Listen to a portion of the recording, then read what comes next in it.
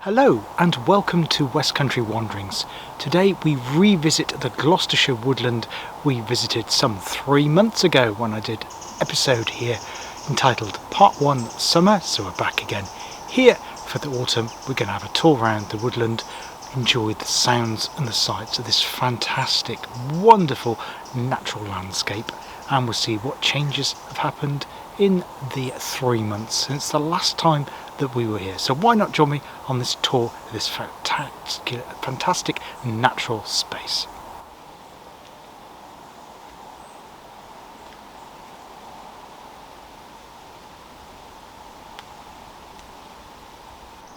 Now, as you can see, since the last time we were here, the ground is covered with leaf debris, decaying leaves which are now fallen off from the trees, although there is still some substantial amounts of green leaves still on the trees here. A lot has come off. Surprising, because I suppose because it's been quite mild. It is actually going to be quite a late autumn this year. Now, of course, those leaves will then rot into the soil and provide good nutrition for the spring plants that will appear, like the anemones and the bluebells. Now, if I just pan up to the tree canopy above me, you can see the still amount of green foliage left on the crown of the trees here.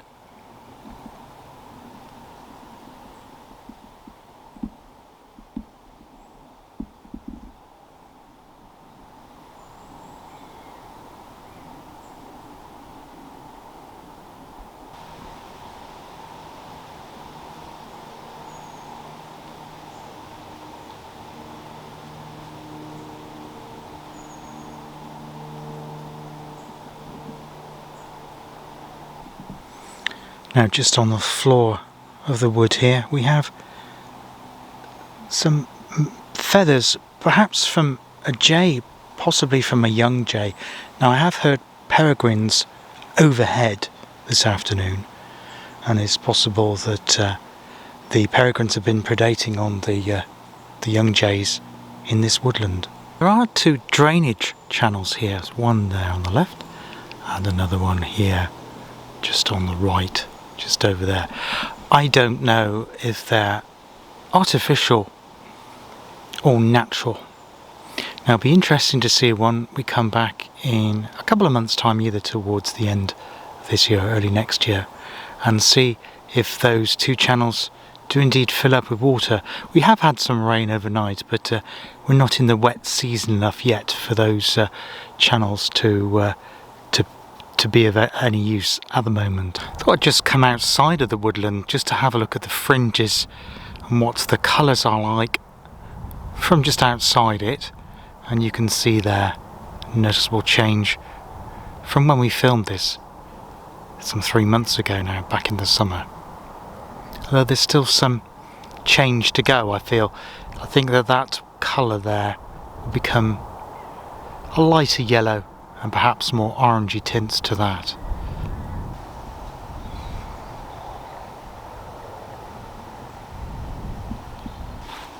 Now, in terms of the trees that we have in our woodland, this wonderful woodland here in Gloucestershire, they're predominantly oak, ash, maple and sycamore, field maple, which we come across when we were at trying to think of the name of the reservoir, the Dowdswell Reservoir, that's the one, just to the east of Cheltenham.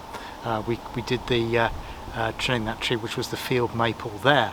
I haven't come across any trees other than those as yet, so we'll have a look around. If I can identify one, then we'll play our game of Name That Tree. Now, I've just come into another section of the woodland I've not been in before. There is a field dividing it. I'll do a little spin on the outside so I can show you.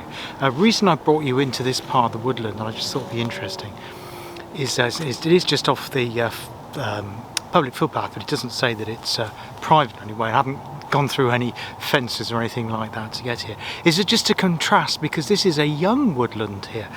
Most of the floor, and I'll do a pan round in a second or insert that now, is covered in ivy. There's little leaf mould or a leaf fall on the ground at the moment, and the reason for that is the trees here are pretty much all fairly new oak trees. So this is a much newer woodland than the one part that we've seen previously on the summer video. So I'll just do a pan round because it makes an interesting comparison. Has a very different feel to it. What I would say is that this particular part of the woodland, in terms of nature, is, well, it's more dead because I can't hear any birds. I haven't seen any sign of fungi or any flora or fauna. There's just little bits of moss and ivy and the younger oak trees. And what that goes to illustrate is that when a native woodland is cut down to, say, make way for housing, and you sometimes hear these promises of the builders saying they're going to plant X number of trees, it takes many hundreds of years for a woodland to establish itself. It's not just about the trees themselves, it's about the entire ecosystem, and it takes a long time for that to establish itself. And yes, there's the young oak tree leaves here, so it gives you an indication just how much newer these oak trees are compared to the ones in our main woodland there. Now, they're not all oaks that have been planted in this newer woodland. There has been some differences, and this bark you can see in front of you is an ash tree, and I'll just pan up to the crown so you can see the leaf on this one.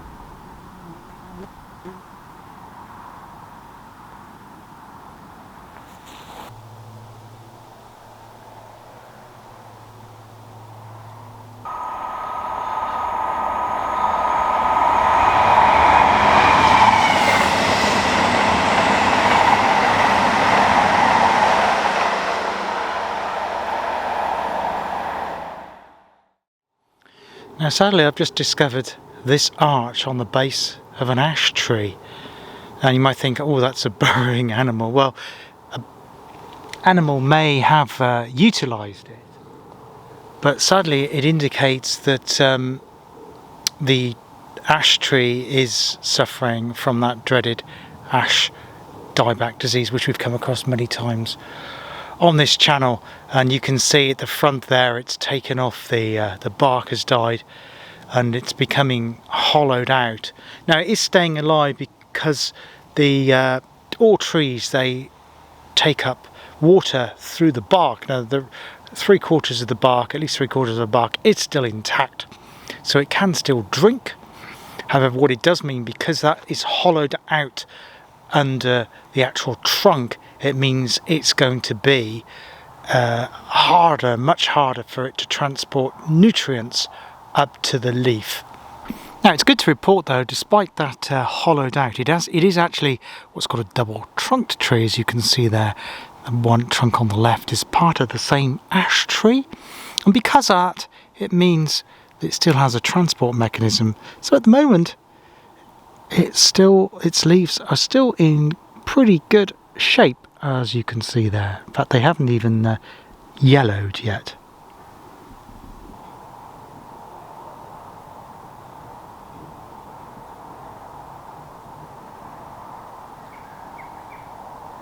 Now it's good to report here we have a young silver birch tree here.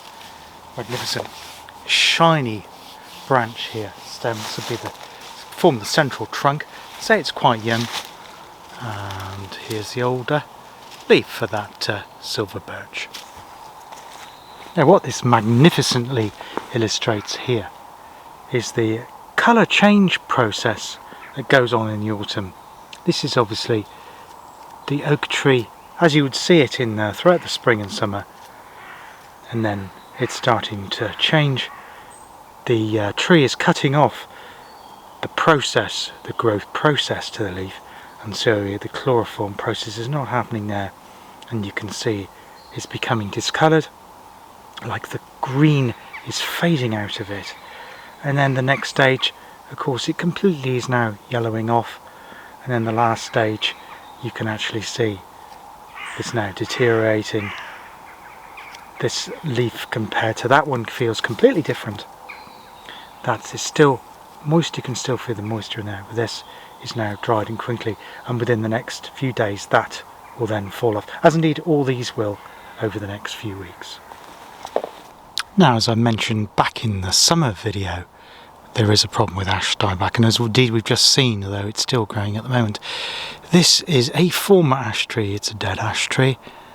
It was a huge tree, went all the way along there, so you can see how tall it was.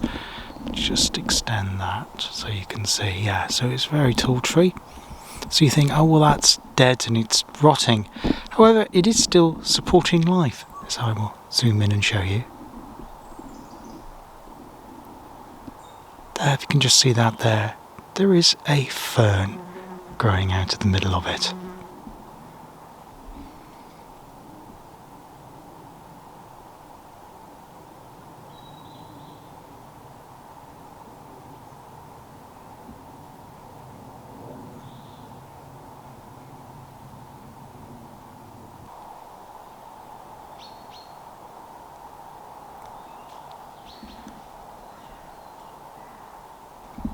Now, these two oak trees here, probably the largest and indeed the oldest oak trees in this woodland. It's not a particularly old woodland. Obviously, the section that we saw earlier, the bit I hadn't visited before, that was a much newer section. It's probably only 30 or 40 years old.